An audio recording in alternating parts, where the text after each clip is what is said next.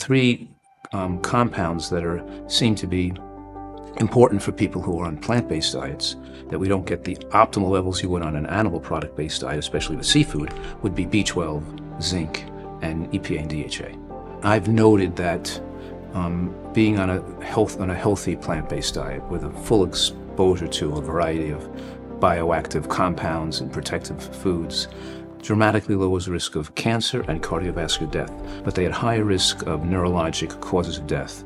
Three things: 12% increased risk of dementia, a 17% increased risk of strokes, and a 37% increased risk of Parkinson's disease, comparing the non-vegans to the vegans.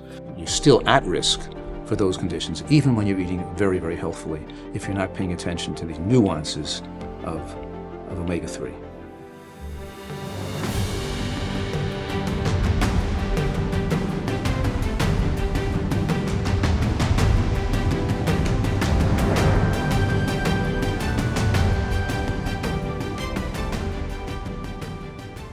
Welcome to the Food Revolution Summit, where we explore how you can heal your body and our world with food.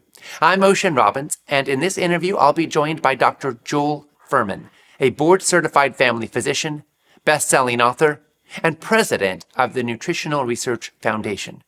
Through his PBS specials, his 7 New York Times best-selling books, and the creation of the Andy Score, Dr. Fuhrman has inspired millions to embrace nutrient-dense eating. His nutritarian approach centers on filling the body with protective phytochemicals and fiber while minimizing empty calories and harmful additives. He helps his retreat guests, his website members, and his patients to reverse obesity, diabetes, heart disease, and autoimmune conditions through hypernourishment and lifestyle medicine. In this interview, we'll unpack the science and the practical steps that make high nutrient foods a catalyst for longevity, mental sharpness, vibrant immunity, and healthy weight. Joel, thank you so much for being with us today. My pleasure. I want to ask you about the Adventist Health Study 2, which looked at a healthy population living a healthy lifestyle, some of whom were vegan, some of whom were vegetarian, some of whom were omnivorous, all of whom were eating a pretty healthy diet. A lot we can learn here for health-conscious people about the optimal diet for humans. Now, in that study, can you tell us the highlights you think of what it showed us?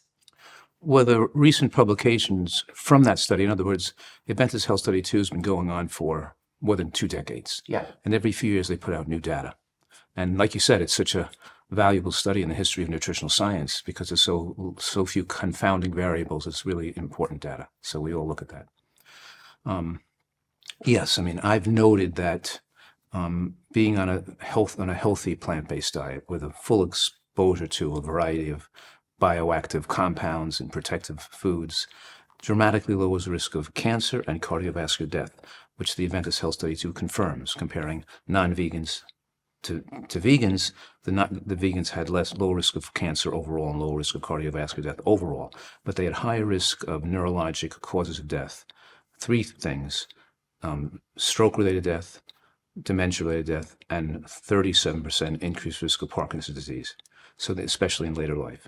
So we're talking about 12% increased risk of strokes, a 12% increased risk of dementia, a 17% increased risk of strokes, and a 37% increased risk of Parkinson's disease, comparing the non-vegans to the vegans.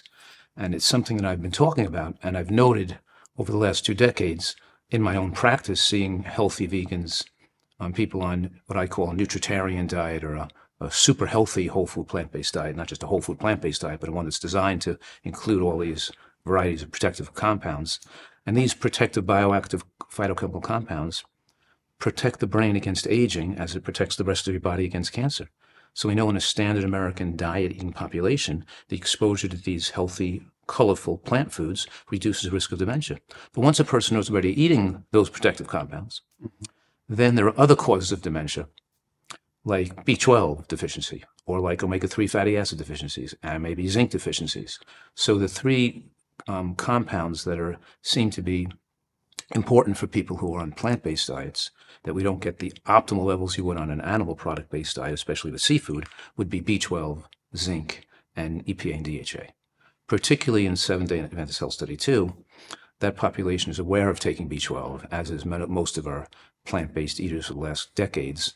And I've noted not only in my patient population over the last 3 decades, but also in my mentors and the leaders of the natural hygiene movement that started in the 1950s, like Dr. Burton died of Parkinson's, Dr. Shelton died of Parkinson's, Dr. Sidwat died of Parkinson's.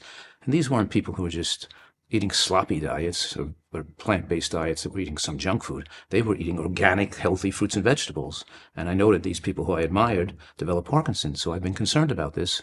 And I've noted that there's a increased sensitivity to the chemicals that cause Parkinson's in people whose omega-3 index is low. Mm-hmm.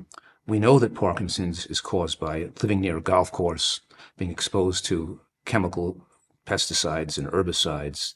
People who work in dry cleaners or dry clean their clothing have increased risk. People who work in fields who are exposed to rotenone and paraquat have increased risk of Parkinson's.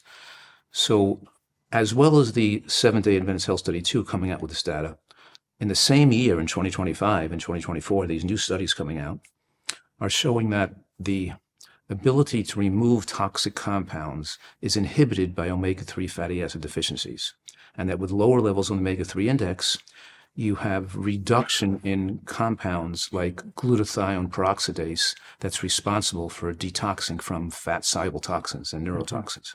And we noticed that, for example, malondialdehyde, a marker of increased damage from toxins and chemicals, goes up in people with low omega-3 index. So we're seeing there are multiple mechanisms via which having an optimal omega-3 index enhances the body's ability to remove chemicals and increases production of pro-inflammatory elements that cause damage when you have these chemical exposures. The lower omega-3 index, particularly lower exposure to DHA, so interferes the ability to remove potential toxic chemicals and increases more inflammatory byproducts of those toxic chemicals. And of course, we know that a low omega-3 index is also linked to brain shrinkage with aging, particularly in the areas of the brain that are responsible for memory and cognition in later life. So we know that it's important for us to be aware of that. And the other study that came out very recently, showed that the best results occurred when people had precision adjustment on an individual basis of their omega-3 index. What I'm saying is, just like with other things, is that there wasn't a one-size-fits-all approach when you could measure the person's needs and adjust the recommendations to their individual needs. You have optimal results because there's many different, you could say we all have a different genetic ability for the delta 60 saturate enzyme that turns the short chain omega-3 into EPA and then DHA, which is very limited. So most people do not make enough, can't make enough DHA from the ALA found in walnuts and green vegetables and flax seeds.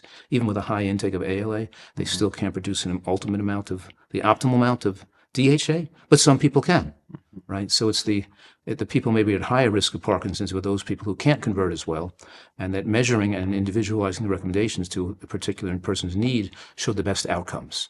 So we're talking about protecting against dementia and Parkinson's disease, and why you're still not at risk. You're still at risk for those conditions, even when you're eating very, very healthfully, if you're not paying attention to the nuances of omega-3.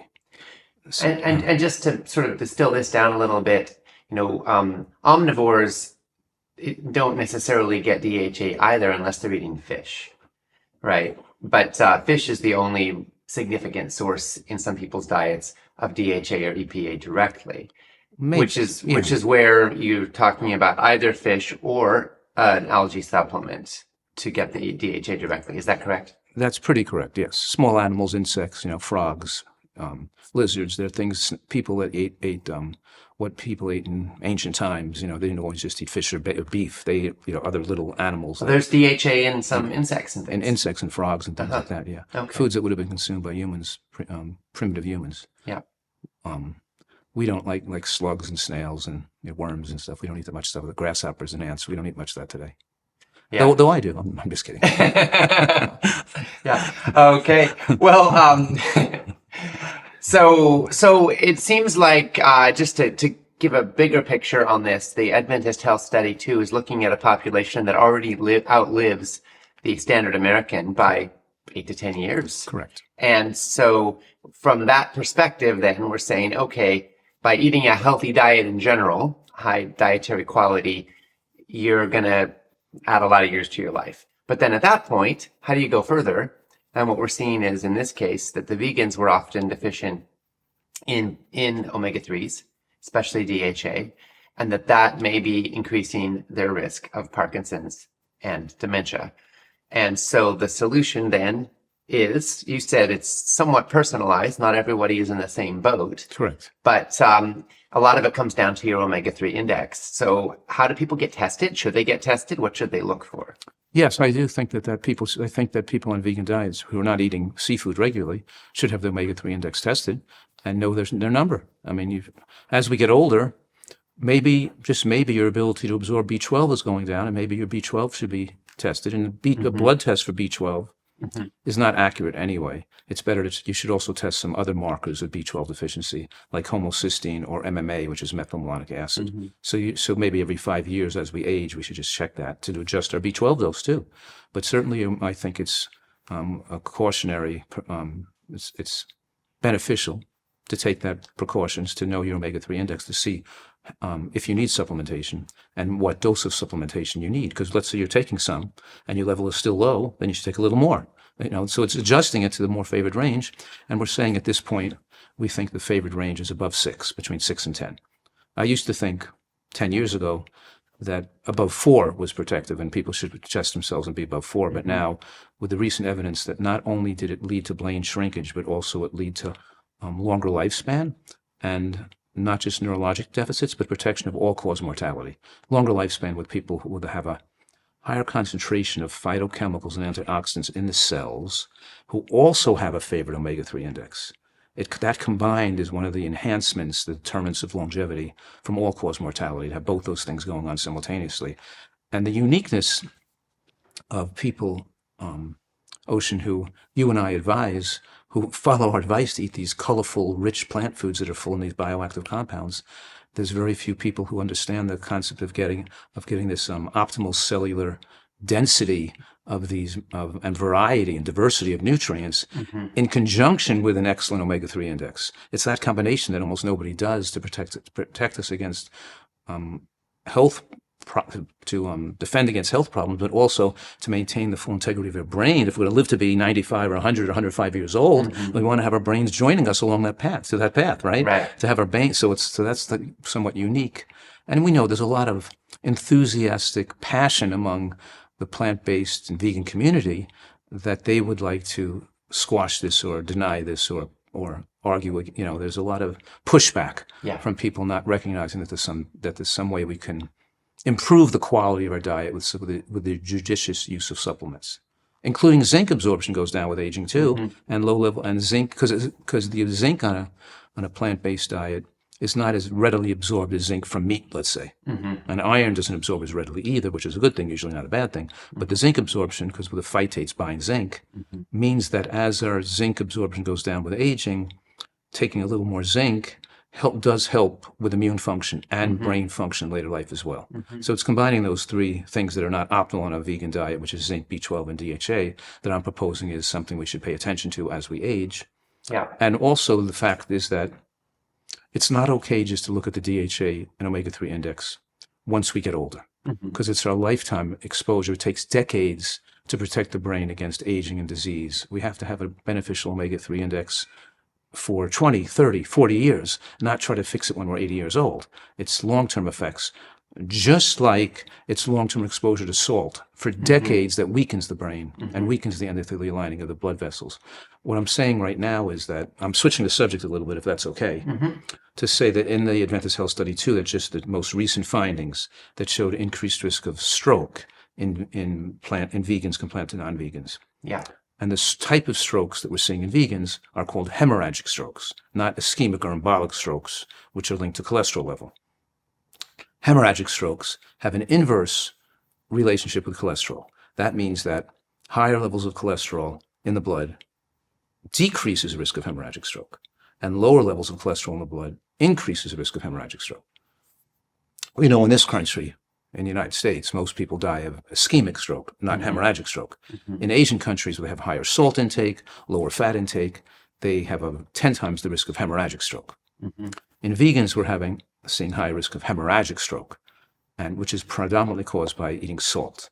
So what I'm saying is that salt eating is more potentially deadly to a vegan than somebody who's eating burgers and French fries and red meat and cheeseburgers, you know what I mean? Because they're having high cholesterol. Because when you put cholesterol in the cell membrane, the integration of cholesterol in the cell membrane in the brain thickens the wall of the blood vessel, offering it some degree of protection from the effects of salt intake. And salt doesn't just raise blood pressure. It actually has direct effect to weaken the interior lining of the blood vessel, causing inflammation, reduction of nitric oxide production, like pinpoint little hemorrhages that build up over the decades of putting excess salt in your food. And salt exacerbates dementia by other mechanisms, increasing those POW proteins that are linked to Alzheimer's disease. So we're saying that salt has not just raising blood pressure, but multiple mechanisms which it damages the blood vessels and the brain cells. So that's another thing that people think, I eat healthy, so I can salt my foods. A little bit of salt's not going to kill me. But actually, a little bit of salt might kill you if you're eating so healthily, because you're not going to have all the other causes of death. You're going to live longer. So as you reduce the risk of cancer death and cardiovascular death, what causes of death are left to kill you prematurely? And then salt becomes a major factor looming in your future. Yeah. So if you add 8 or 10 years of life and you don't die of heart disease or cancer, which is the number 1 and 2 causes of death in the world today, then you have to look at some other things. Correct. And then stroke pops up, especially hemorrhagic stroke, if you're eating salt. Right. And it may not pop up after you have achieved that 10 or 15 years of longer lifespan. You may die at 75 or 78 or 82 of a stroke. In other words, it may cause your death at the same age as a person who's eating all this junk food and ruining their health and dying around age 80. And you may take such a great care of your life, eat so healthfully, and still die at age 80 of an hemorrhagic stroke. You don't want to make your life a crapshoot. Why not just cut the salt out? Also, the salt, the more you're away from it, the more your taste buds build back your sensitivity to salt, and you don't need salt on your food. Your food tastes great without salt. So I'm saying again here that you can't wait till later on in life to cut out salt. It takes decades of exposure to higher salt intake that takes its toll and then eventually weakens the blood vessels and ages them prematurely. It's my frustration and objection to the American Heart Associations and the American College of Cardiology recommendations, because this is what they say, right? They say, maybe they've changed it lately, but they say, if you have heart disease or high blood pressure, cut your salt intake down to low levels like below 1,500 milligrams a day. So my objection to that is, since 90% of Americans get high blood pressure with aging, and since cardiovascular death is the number 1 cause of death in adult Americans, why are they waiting till people are sick to tell them to cut back salt? Why don't they start educating children in schoolrooms to cut back salt? Why they? It's like telling a person, if you get lung cancer, it's time to quit smoking. It's ridiculous. It's such a ridiculous recommendation. How can and it's based on everything else that health authorities and doctors do is not advise people what's optimal, but advise what's socially acceptable and what fits in with what people are doing right now and what they want to do. It's just, it's not, the bar is set too low. Yeah. Okay, so far we've talked about omega-3s, we've talked about zinc, we've talked about B12 a little bit, and we've talked about sodium, right? All critical topics. I actually want to go a little deeper with omega-3s with you for a second. So, my doctor doesn't prescribe DHA testing. I guess it's not routine. It's not routine, right. But there are places where people can get it done, maybe with an alternative practitioner. What's the tangible way to handle that for somebody who wants to know what their omega-3 index is? Right. The test that most of these studies use is the omega quant test. And there's one called omega check. You can ask your doctor to order the test. Conventional labs often have the test available, but the doctors don't even know about that it's offered.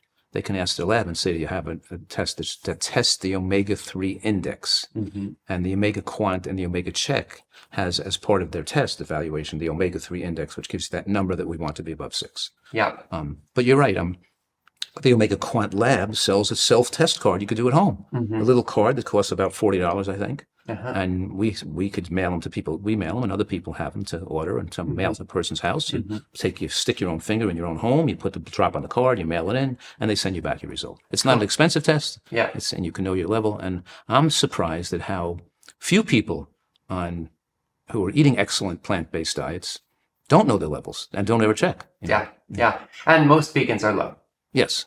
And you've seen this with a lot of people. Yes, we actually did a study on that on 150 non-supplementing vegans, and about I think about 60% or 70% were below 4, and about 85% were below. Below 4, below 5 it was about almost 90%. Below 4 about 60-70%, and below 3 was even about 25% were below 3. And my own practice, I saw that many development of people with Parkinson's disease on healthy diets who came in with levels that were even below 2. Levels were very low. I found that there's a relationship between extremely low levels in omega-3 index and increased risk of Parkinson's disease. So we have to identify who those people are, So what's the prescription? Let's suppose you're a vegan who's in the 60% group that's below 4. Obviously we hear a lot about flax and chia and walnuts and so forth, and those can be good for a lot of reasons, including the ALA you're getting. But what else? How much DHA or EPA do you recommend? And is algae as effective as fish? Yes, it's the same compounds. It's the same. It's the same base compounds that absorb. They're equal. Yes, we're seeing that among, let's say, people who take omega-3 supplements. We usually see that people who are taking a low dose every day, their levels usually come out between 4 and 6 on the majority. They're in the middle range, but still the lower range of normal. They usually have to up their dose and adjust it upward a little bit on the second test it a few months later, and take a little more. So they're taking, let's say, so we see that most people do best when they're between maybe 200 to 400 of DHA a day. So some people do well on 200, that's enough, but if their levels are still low, they might have to bump it up to 300 or 400 of the DHA to get their most favored level. We're talking about a nutritive dose, not a pharmacologic dose. The pharmacologic dose where people are giving high-dose fish oils, where they're taking a couple of thousands or grams of EPA and DHA, that could also have overdosing, so that could thin the blood or suppress immune function. Where you're taking 3 grams or 4 grams of fish oil a day to lower your triglyceride. That's a pharmacologic dose. That's not what we're talking about here. We're talking about, because some people say, oh, well, that fish oil could cause this, or fish oil's that. Well, yeah, but those are the people taking those super high dosage. Both too little of certain nutrients and too much can both have negative effects. Even atrial fibrillation is linked to low omega-3 index, but also atrial fibrillation can be promoted by too much fish oil, by taking too much. So that's why we're saying personalize it to the level that you need. Yeah. What about protein? It gets talked about a lot, and it's pretty controversial. How much do we need? Are a lot of plant-based eaters getting less than might be optimal, especially later in life? Yes, that's also true, is that in the UK Biobank study and the Oxford study from Britain, we saw that the vegans had almost 50% higher risk of hip fracture and osteoporosis compared to the non-vegan, the meat eaters, non-vegans. The protein content of their diet in this British vegan cohort was about 10% protein in their diet, whereas the meat eaters were closer to 17% protein, and the vegans, let's say, were consuming about 550 to 600 milligrams of calcium. So I took their diet from that study, from these 2 studies. I analyzed it and wrote it down, what it was, what they were eating, and put together like a typical starch-based vegan diet to duplicate the data from at 1,600 calories to get about 45 grams of protein, to get about 600 milligrams of calcium on 1,600 calories a day, what they were eating. And I put it next to a nutritarian diet for 1,600 calories. Came out double the protein and double the calcium. The nutritarian diet gave about 84 grams of protein, not 45 grams of protein. And it gave about 1,200 milligrams of calcium per 1,600 calories, because the diets almost looked the same. There were just small tweaks, a little bit increase in green cooked vegetables like broccoli, a little bit increase in making sure there was about 2 ounces of nuts and seeds over the day, 2 to 3 ounces over the day, same amount of calories, and putting in a little more bean in the diet.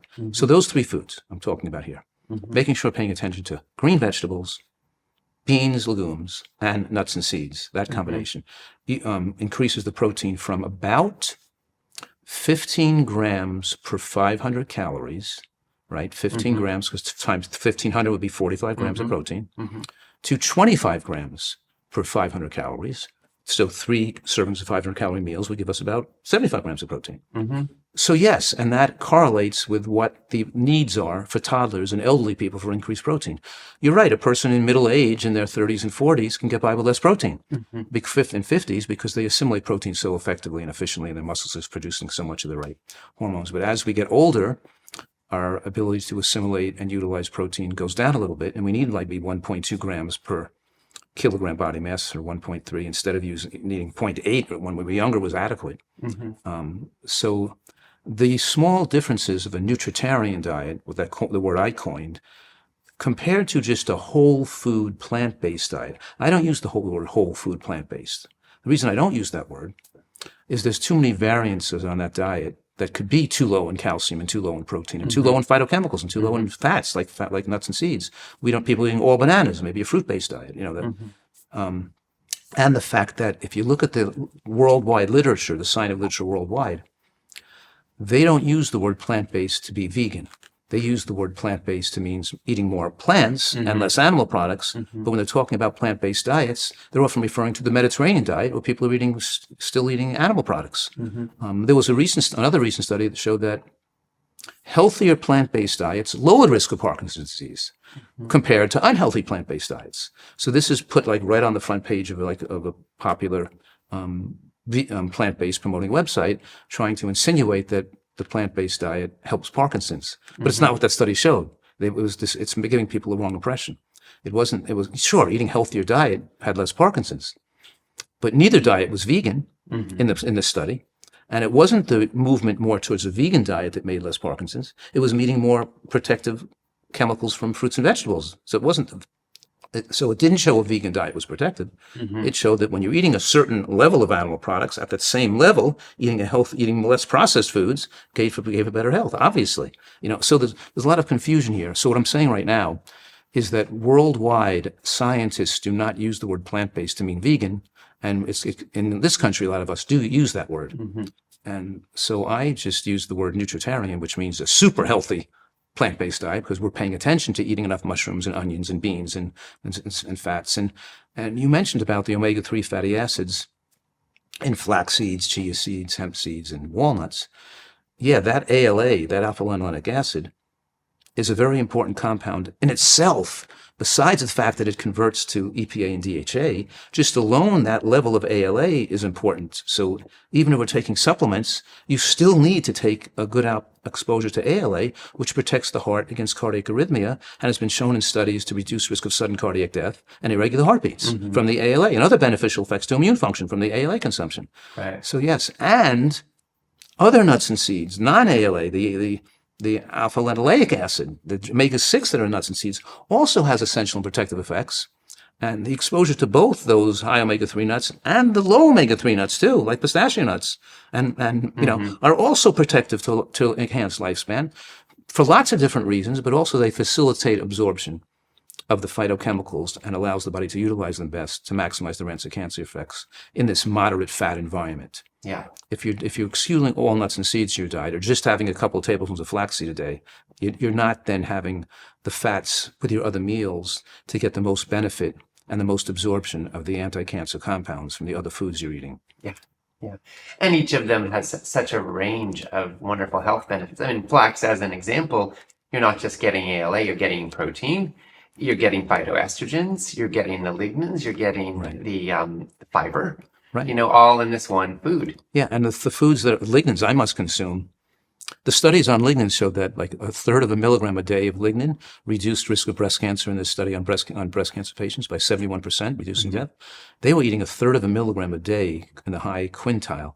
I eat 30 milligrams of lignan a day. I eat 100 times the amount of lignans, 100 times. So the 3 foods highest in lignan are flax seeds, chia seeds, and unhulled sesame seeds. The black or brown sesame seeds, which are also a superfood. They're not high in omega-3, but they have a lot of other protective, beneficial compounds in them. So yeah, it's good to have. We're learning that it's good to have a wide diversity of different types of food in your diet, and we have this unprecedented opportunity in human history to be able to consume a wide diversity of different types of food. Our ancestors, and have probably scavenged all kinds of different foods, and we're just eating the one type of broccoli and the one type of banana and the one type of nut. It's like in a natural environment, they made 100 varieties of pine nuts. Just pine nuts, there are hundreds of varieties in the natural world. Well, and our foods have been hybridized over countless generations to maximize marketability. Yes. So they'll be sweeter and they'll be bigger and they'll be more pest resistant and they'll be able to transport farther. Right. And in that, we do lose quite a bit of the nutrition. And that's why we have to go after. That's why it's good to have a wide variety of different food substances, and why we're advocates of regenerative organic agriculture too, to put back natural, to make natural high nutrient containing soils that contain microbes and fungi and insects in the soil on purpose. And we know that the best food comes from the best quality soil, and protecting our environment, in protecting our soils and our farms, is important for the health of the human species. Has the nutrient density of our fruits and vegetables gone down in the last few generations as soil has degraded in quality and nutrition?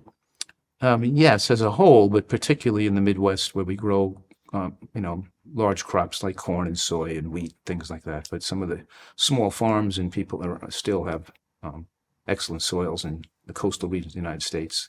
So yeah, it depends on the food, it depends on where it's grown, but absolutely. Mm-hmm. We know that we actually can track the study that when you have better organic matter in the soil, you can measure more phytochemical diversity and density in the plants that are grown from that soil. Absolutely. Mm-hmm. Yeah. Tell us a little bit about the difference between caloric density and nutrient density and why that is such an important distinction. They're both important. So I'm saying that the four nutritional determinants of health, there's some determinants of health have to do with the nutrient density and diversity in our cells. So we have to eat food that has a high nutrient diversity, and to get it into our cells, we have to be able to absorb it adequately. That means we can talk about that too. People don't chew enough, don't chew well enough to absorb it. Anyway, you have to absorb it well. And those phytochemicals and antioxidants in a high enough concentration in the cell turn on cell machinery that can remove toxins and poisons, both endogenously produced, like our own body's making them, and exogenally exposure from the external world, that our level of toxins in our body, that combine, so we're talking about the nutrient density in our cells and the level of toxins in our cells, are a major determinant of longevity. But without a high nutrient density in the cell, you're never going to get the toxins out of your cells, because the vehicle to detoxify carcinogens and chemicals is related to the nutrient density and the diversity of the cell.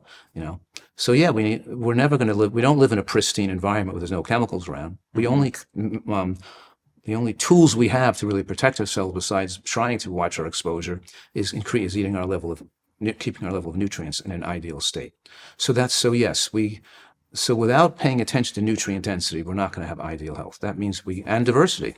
Mm-hmm. And, not just eating one type of green vegetable, but eating several different types of green vegetables. Green vegetables are the highest nutrient density of all foods, and green vegetables also are the food with the strongest correlation with lifespan enhancement in humans. We're a green vegetable dependent animal. I always say, if you don't like greens, then just live close to a hospital, because you're going to need it, like the primates. So the other primates, they go in the jungles and they eat greens all day long.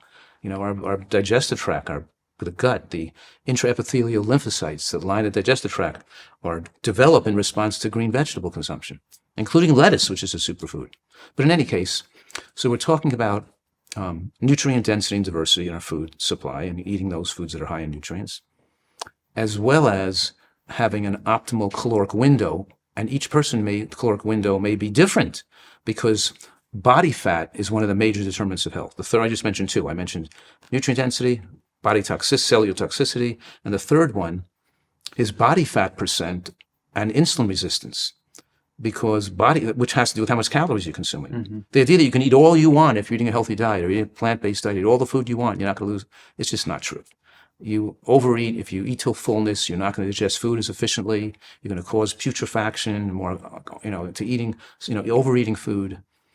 But overeating to cause increased body fat, the body fat has certain parameters that accelerate inflammation and make you insulin resistant, which then makes your body have to make more insulin and circulate high levels of insulin all the time, mm-hmm. which then promote cancer cell replication and promote angiogenesis, which allows cancer cells to claim a blood supply. and also produce excess estrogen in the body, increasing risk of breast and prostate cancer, and produce more pro-inflammatory state. What I'm saying is that both high glycemic foods work in conjunction with increased body fat to enhance their dangers and their immunosuppressive effects, the production of more cytokines and lipokines, more toxins coming out of the fat supply and being produced by the body, these things that age us. And when you have a diet that's more glycemically unfavorable. If I could explain that just a little bit more for a second, because we're talking about when you eat a mango, what's your glycemic response to that mango, let's say? How long does that sugar stay in the blood? Well, if you're eating that mango and you're higher level of body fat, then it's harder to get the sugar out of, because insulin drives the sugar into the cells for utilization of energy. So the insulin molecule isn't taking the sugar out of the blood, so the sugar is raised in the bloodstream more.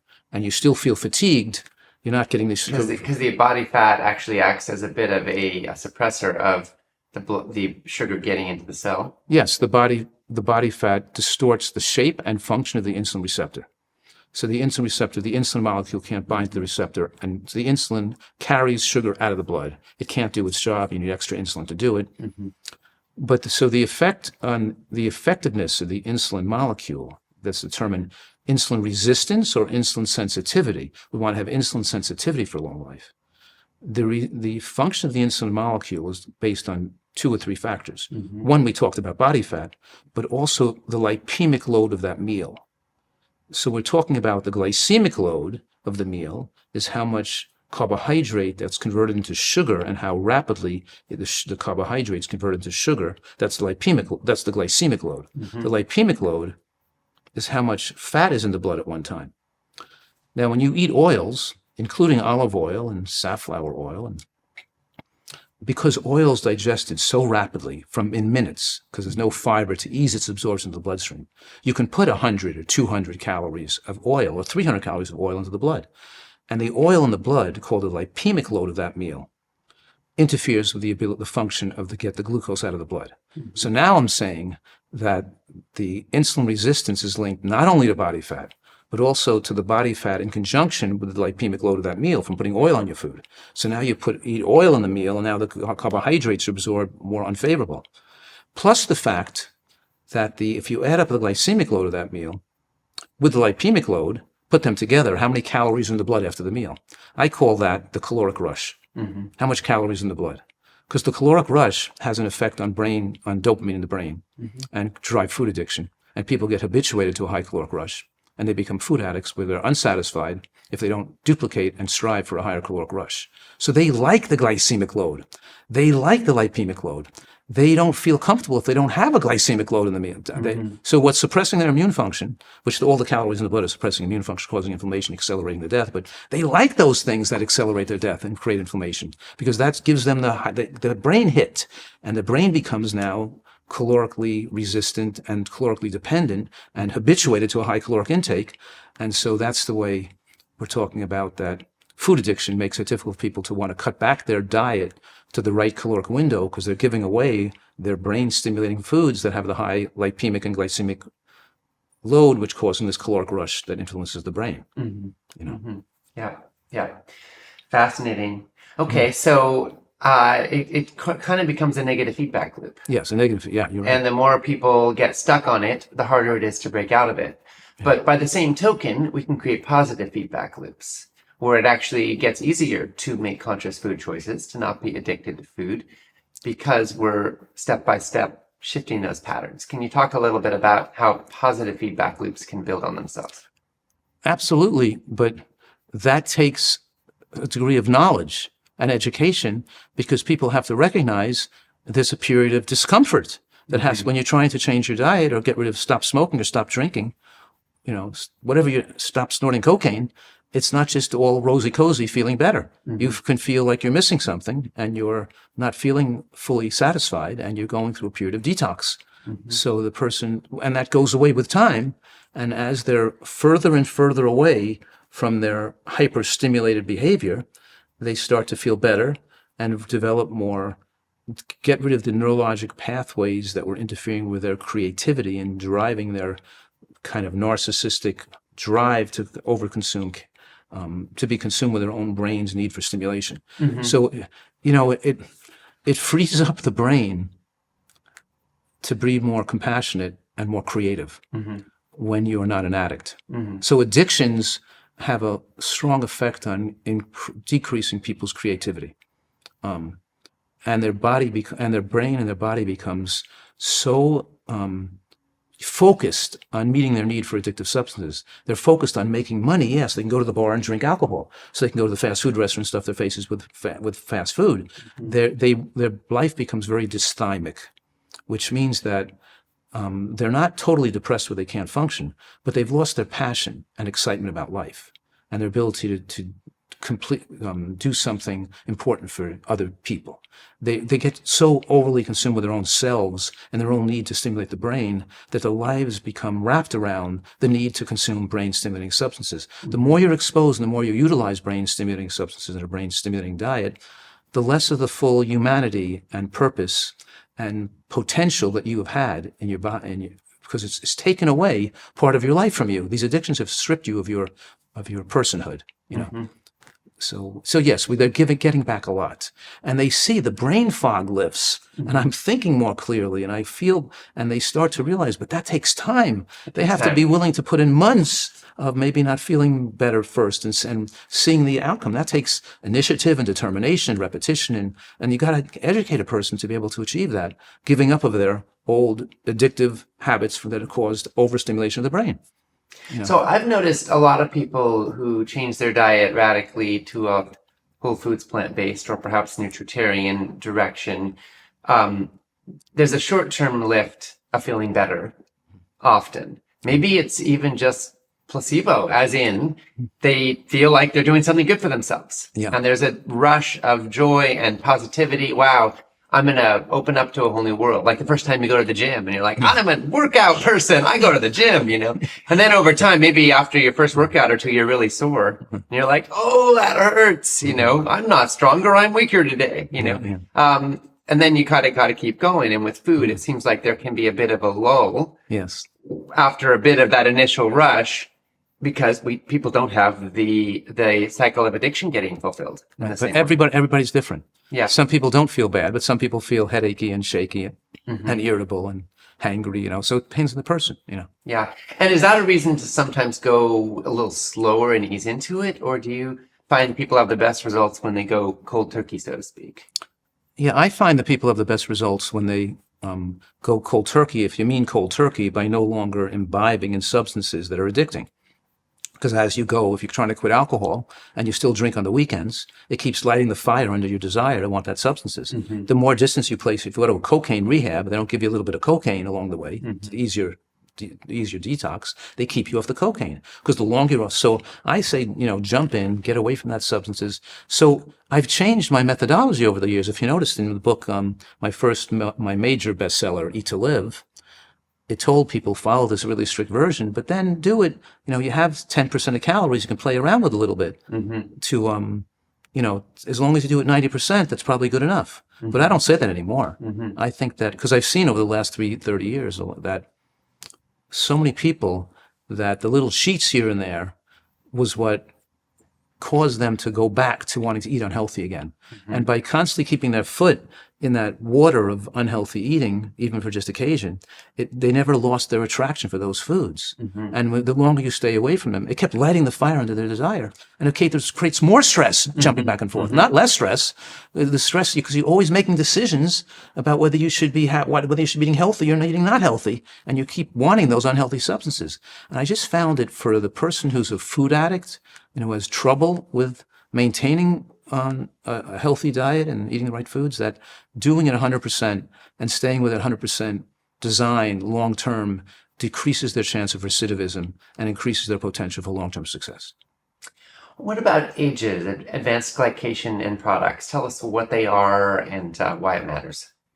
Yeah, what's cool about advanced glycation end products is they spell the word age, is ages, right? AGE. Advanced glycation end products, the word glycation means having to do with sugar or glucose. And it means that the body, one of the markers of aging of the body is the buildup of AGEs in your tissues. And now we even have modern technology that can measure the AGE levels in people, which corresponds somewhat to their level of biological aging. Because the more you age tissue and the more you have the buildup of glycation on the and methylation defects in the DNA too. And epigenetic changes. So the combination of advanced glycation end products, the glucose moiety on cells, with damage to the DNA and the level of toxicity of cells, we can take a person and we can measure their biological age and compare it to their chronological age. So a person that's 50 years old may have a lot of advanced glycation end products and other damage in their tissues, and the 50-year-old looks like a 65-year-old, or the 50-year-old looks like a 35-year-old compared to if they have low levels of AGEs on their tissues. So the AGEs are linked to, of course, lower risks of acrylamide exposure, but also keeping the glucose level in your bloodstream chronically lower and your insulin needs chronically lower keeps your AGEs more favorable. So we want to be insulin sensitive. A hallmark of healthy centenarians are people who are highly insulin sensitive. Their beta cells in the pancreas don't need to make a lot of insulin, because a little bit of insulin keeps their sugars more favorable, and that therefore keeps their advanced glycation end products more favorable. How does a high phytochemical diet modulate inflammatory pathways? Well, we're talking about hundreds of different pathways that the body utilizes. So the body, one way is that phytochemicals and antioxidants are antioxidants, which means the inflammation means that a higher level of reactive oxygen species, ROS. So it's a free radical, an oxygen-free radical that's a primary sign of aging and cause of disease. So these antioxidants target free radical production to keep the free radicals combined into their little contained area where they're supposed to be and don't allow them to spread to cause damage in the other parts of the cell. See, the free radicals have some right-directed purpose too, because they're like garbage compactors and the furnace that chews up garbage. But if this fire chewing up garbage escapes into the other part of the cell with too much free radical production, then the garbage it's chewing up is healthy cells as well. So the phytochemicals don't allow these things to escape, which brings up a phytochemical from mushrooms called ergothioneine. There's a receptor, which is kind of fascinating. I'm bringing it up because I'm so fascinated by this, that there's actually a receptor in the cell wall of human cells that is an ergothioneine transporter. It's like a little rocket ship, spaceship, in the wall of your cells that's take ergothioneine and delivers it to the mitochondria to protect the membrane of the mitochondria against free radical damage. It's like fascinating the way we take a substance from mushrooms and the body utilizes it with its own biological mechanisms in its particular protective way. Kind of interesting, Yeah. But we have hundreds of these phytochemicals that are used to prevent free radical damage, but also to aid in the body's detoxification of carcinogens. Because we said earlier that the body produces its own toxins and its own aging products, like formaldehyde is produced by the body, and ammonia is produced by the body, and urea and uric acid. And so we have toxins that are produced in the body itself, and the body has to have mechanisms to remove those self-produced toxins like formaldehyde and ammonia, get it out of the body. So the exposure to these protective chemicals from food enables the body's mechanisms, fuel the body's mechanisms to remove toxins, and we're talking about to activate the phase 2 detoxification enzymes in the liver and to enable the NRF2 transcription proteins to remove toxins in the cell. So whether it's in the cell or taking toxins out of the bloodstream, these need to be fueled by the activators that we call phytochemicals or phytonutrients. Mm-hmm. Thank you. Nightshades, lectins, and oxalates are often blamed for inflammation. What does the research show about each of these classes? Well, the research generally shows that the more of those classes of food you eat, the longer you live and the lower rates of cancer you have. That's because foods that contain nightshades, like tomatoes and peppers, also contain phytonutrients and carotenoids that protect against cancer. And that's because things that contain oxalates, like green vegetables, like spinach, have other powerful anti-cancer compounds. So generally speaking, the exposure to those foods linked to longer life and heightened anti-cancer protection. But if you have too much of those foods, especially in people who genetically are kidney stone formers, like oxalic acid in spinach and beet tops and parsley and Swiss chard, maybe if that's mostly the greens you're eating, then your calcium absorption would go down, and if you're a stone former, your ability to form stones would go up, and there would be some pro-inflammation from that. So yes, we don't want those high oxalic vegetables to be only what we eat. But when they're eaten in balance, when they're 10 to 20% of your diet, then you're eating a lot of non-oxalate containing green vegetables like lettuce and kale and nuts. So yes, when it's in balance, they're really good for us. When they're out of balance and that's all you're eating, it's not a good relationship with the oxalic acid in food. So tomatoes and peppers contain called the nightshades, right? Yeah, there are some people that are more genetically nightshade sensitive, but that's that's less than 1 in 20 people. And even those people, it's not 1 in 20 that can't eat nightshades. It's much less than that. It's like 1 in 50 who can't eat nightshades. The 1 in 20 who's sensitive to nightshades can still eat smaller amounts of nightshades. They just can't eat a lot amount of nightshades. So again, we're talking about balance in the diet. There are some individuals, most likely because of poor health and unhealthy eating, that can become enhance their nightshade sensitivity, almost like an allergy, or be more sensitive to lectins in beans, like an allergy, because they ate so unhealthy and they didn't develop the right bacteria in the gut to utilize and digest these foods properly. And now they've become hyper nightshade sensitive or hyper lectin sensitive, but that's not really a normal person. We should be able to handle beans all the time. And even in those people, I've found that even those people, when we take time to get their health and digestion improves, then they can develop the ability to then eat the lectins from beans without getting damaged if they cook the bean really well. And the beans have to be cooked well. Sometimes the staff in a hotel doesn't know that they're supposed to cook the beans longer with extra water, and the beans come out too hard and chewy. It's not really great for you that way. You really should cook the beans longer till they're soft, in other words, Yeah. Great, thank you. Sure. Autoimmune conditions. What are some of the primary drivers of autoimmune issues in the world today? And for people who are eating a healthy diet and are still struggling, what might they want to look at? We see the parallel growth of autoimmune disease explode from 1930 to 1980, let's say, in this country. And that growth of autoimmune diseases parallels the growth of cancer, of the increased risk of cancer in our populations. I'm saying that that autoimmune disease and cancer have similar causation, and we know what causes, or the factors that cause cancer. But so autoimmune disease is manifestation of poor immune function, but in any case, which is more prevalent than ever before. And so I have this anti-cancer dietary portfolio and dietary protocol I put together, and I use the same anti-cancer dietary portfolio for people with autoimmune disease and see people go into remission. So there are some individual challenges people face with autoimmune disease, but even a non-autoimmune disease, an inflammatory disease like asthma, goes away when a person improves the immune function from a heightened concentration of phytochemicals in their tissues. We see the lungs no longer become an organ of elimination, where you're not producing mucus and toxins that are causing constriction of the lung and heightened sensitivity to the lung. And a lot of autoimmune disease is hypersensitivity, inflammation, and the body's immune system attacking itself because it reads its own tissues as being somewhat toxic.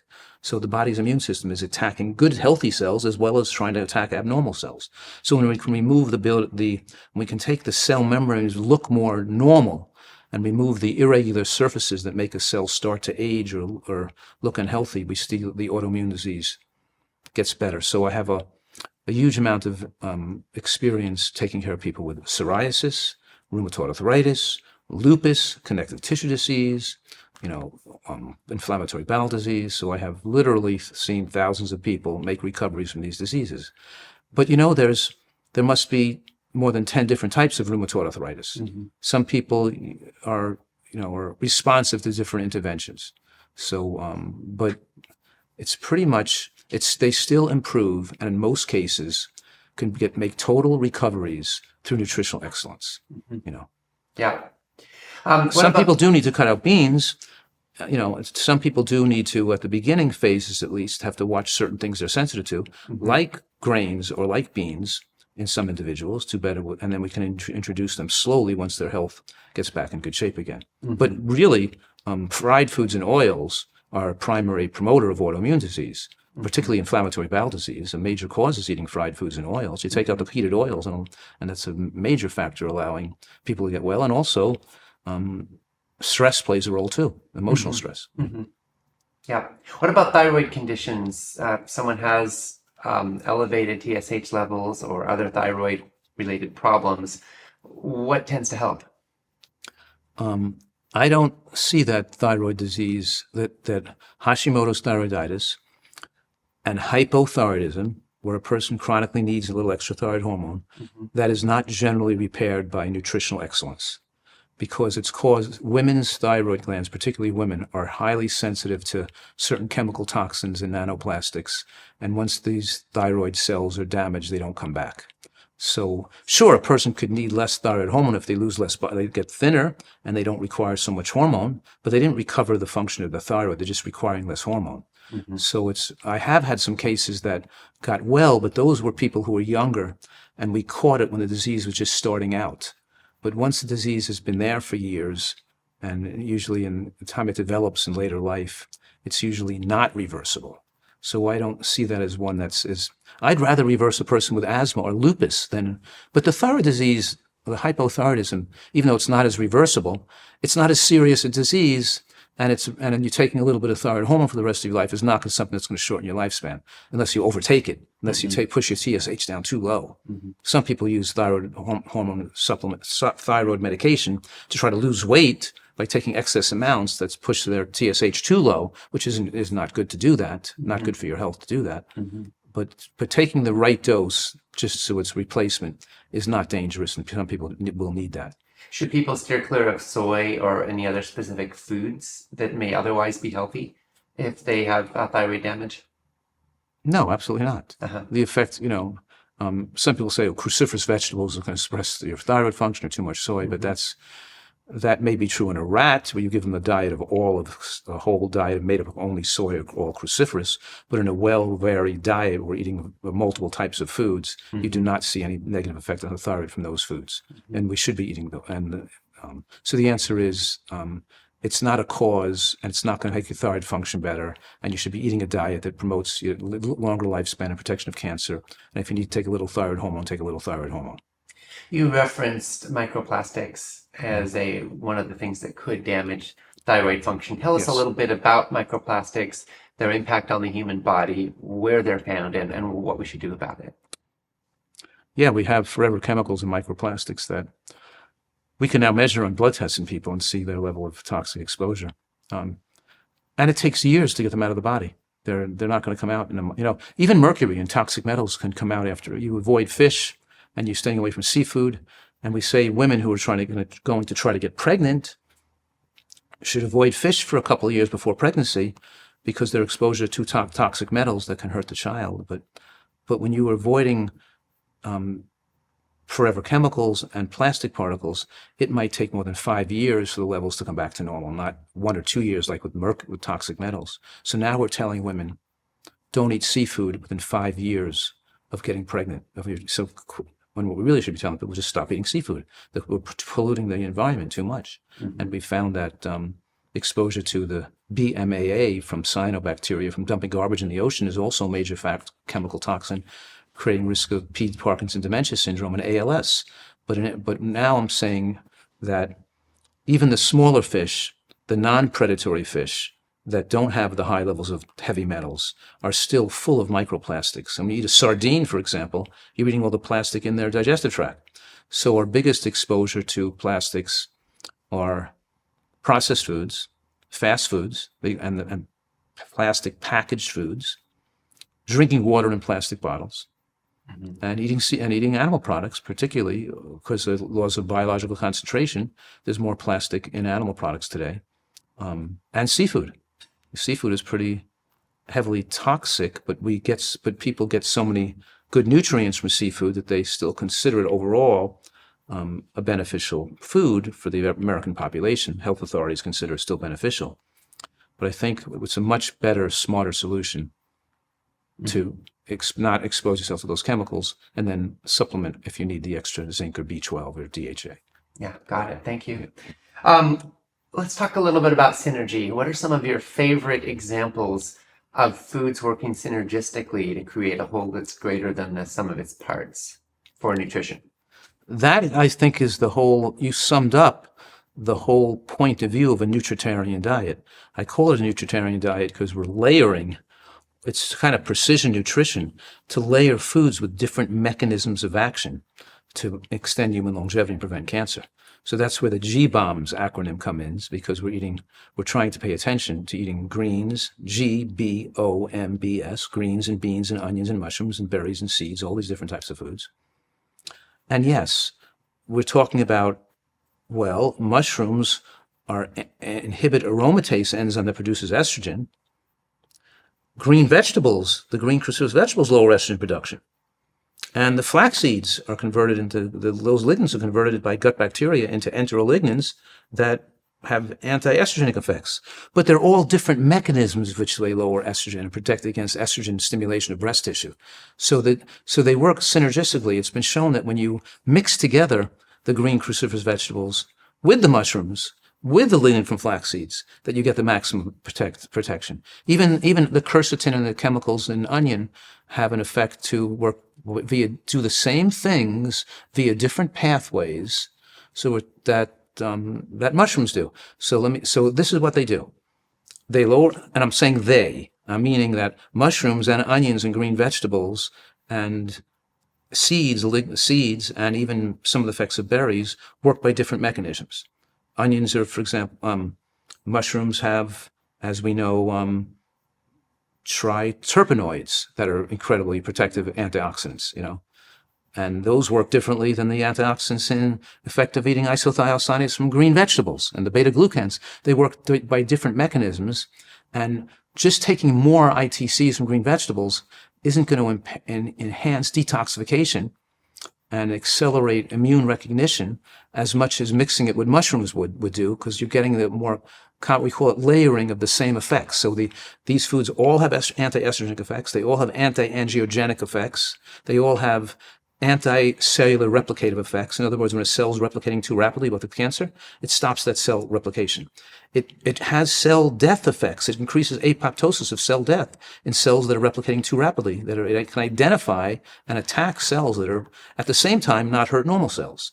So yes, there's duplication in these foods that work synergistically to enhance each one of these individual effects. So that's the beauty of the purpose of the nutritarian diet, is eating a lot of these foods that have similar and overlapping effects through utilizing different mechanisms. I think about if we were listening to a symphony, and then you listen to any one of the instruments in isolation. Yeah. It might be beautiful. Yeah. But it's not the same. Right. The whole is what makes it profound, uplifting. Yes, it's the whole here that really, this whole that gives us this magnificent degree of anti-cancer benefits. We have so many people tragically dying of cancer, and our healthcare system geared towards detecting and treating people's cancer, over-treating and women and people walking around with fear all the time. Yet we have the answer in our gardens. We don't have to fear cancer. We can wipe out more than 90% of these cancers, and we can give people to live securely and safely in their own homes and not to. But in any case, it's so easy to do it just by eating these foods that are designed for the human species. One study I know, it was an Asian study on mushrooms, and they found that women who ate mushrooms every day lowered the risk of breast cancer by 64%. But if they had mushrooms and green tea together, then their risk of cancer lowered by 89%. So the combination between the two, the green tea enhanced the ability of mushrooms to protect cancer and vice versa. But now we're saying, we do all these things, line them all up, and do them all together. That's when you manifest this body, this miraculous self-healing capacity, not just to protect cancer, but to protect your brain against aging and to protect your immune system. And these foods protect against viral infection and viral invasion, and your defenses against from cytokine storm and inflammation, and so we're talking and osteoarthritis, and it's not just cancer. It's making our body live more comfortably. Yeah. Okay. Last question. I want to ask you about sulforaphane. Okay. Sulforaphane is the ITC. It is one of the isothiocyanates that are found in cruciferous vegetables. And people recognize sulforaphane because we talk about that as found in broccoli and broccoli sprouts, right? And I think the important thing to know is that I'm saying, which is different than other people, is we don't want to just focus on that one isothiocyanate. We want to get all 50 different types of isothiocyanates. So we don't want to just eat broccoli and broccoli sprouts. We want to have some bok choy and kale and cabbage and other things, and other cruciferous, arugula, with it. But yeah, that's a good thing to do. But the way it works is that it causes homeostasis. In other words, it's an irritant. And just like when you run and you exercise, it causes more free radical production. But the body builds back strength against those free radicals. And now you have more lasting free radical protection because your body's in. So it's like the body develops the ability to remove toxins better when you're exposed to that chronically. And also it turns up the detoxification pathways at the same time. When you're exposed to that, it enables the body's ability to remove other toxins now from the. But it demonstrates the fact that the dose is important. Mm-hmm. The dose, that if we could isolate the sulforaphane, which we can, and we can isolate indole 3-carbinol from another isothiol, and we can give women these pills to protect breast cancer that are not from the food, but from a pill. And it's not just like taking beta carotene from a pill. It's not going to have as safe an effect as taking it from the food because it's taking it in its matrix of other isothiocyanates. And too much of it, of the one, can cause pro-oxidation effects. Mm-hmm. That if you took too much sulforaphane, especially outside of your exposure to other ITCs, it could have a pro-oxidation effects, not an antioxidation effects. So the dose is important, not too little, not too much. That's why the amount we get from a well-varied diet with some sprouts on it is better than trying to take extra pills to heighten our dose to higher level. Because more of something that's good for you is not necessarily always better. You want to be in that right, in the right dose. We're talking about the dose of maximum homeodynamic effects on the body. Right. It's the right dose and in the right context. Correct. Yeah. All right, Joel, always fascinating talking with you. We only covered about a third of the questions I had, but so you geek out on this stuff, which I just love because there's so much to learn and it's so exciting. Your curiosity, after all these decades, I still feel that little boy that just loves to learn. Yeah. And you make it all so accessible and exciting to us to learn about the wonder of the human body and nature and life and how we are meant to nourish ourselves. So inspiring. We've been talking with Dr. Joel Fuhrman, best-selling author of six best-selling books? Seven best-selling books. Yeah. And one of the great leaders of our times when it comes to understanding how food influences the human body. Thank you, Joel, so much for your leadership and partnership in the food revolution. My pleasure.